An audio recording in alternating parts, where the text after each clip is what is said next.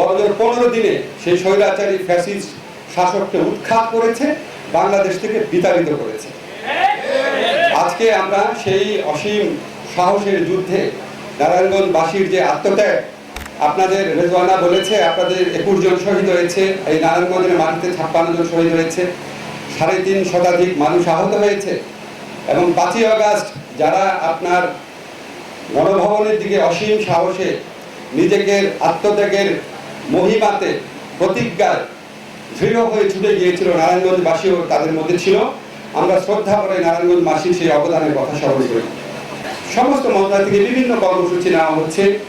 আমাদের এই শহীদ ভাইরা যারা আছেন, যারা পরিবার আছেন, আহত যারা আছেন, তাদের স্মরণ করে, সম্মান করে, শ্রদ্ধা করে। এর সাথে সাথে আপনাদের মনে সবসময় একটা আরতি থাকে, একটা প্রয়োজন থাকে।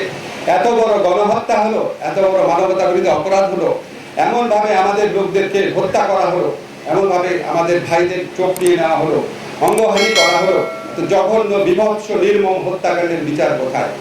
আমি আপনাদেরকে দৃঢ় কণ্ঠে জানাতে চাই, বিচার পূর্ণ গতিতে এগিয়ে চলেছে। কোনো রকম ওখানে কোনো গাফলতি থাকবে না। ইনশাআল্লাহ বিচার যেই গতিতে এগিয়ে চলেছে, আন্তর্জাতিক অপরাধ ট্রাইব্যুনালে ইনশাআল্লাহ যেই গতিতে বিচার এগিয়ে চলেছে, আমি দৃঢ়ভাবে বিশ্বাস করি আমাদের সরকারের শাসন আমলেই এই হত্যাকাণ্ডের বিচার হবে। এছাড়া আইসিটি ছাড়াও এখানে আপনার বিভিন্ন যে অপরাধ আদালত রয়েছে, ক্রিমিনাল কোর্ট রয়েছে, সেখানে বিভিন্ন মামলা করা হয়েছে। আমি এখানে এসে খোঁজ দিয়েছি মামলাগুলো। আমাকে এখানে যে পুলিশের দায়িত্বে আছেন এসপি সাহেব, উনি বলেছেন অনেকগুলো মামলার তদন্তের অনেক অগ্রগতি হয়েছে। আমি ওনাদেরকে রিকোয়েস্ট করেছি আপনারা চেষ্টা করেন 5ই আগস্টের আগেই মামলাগুলোর চার্জশিট দেওয়ার জন্য।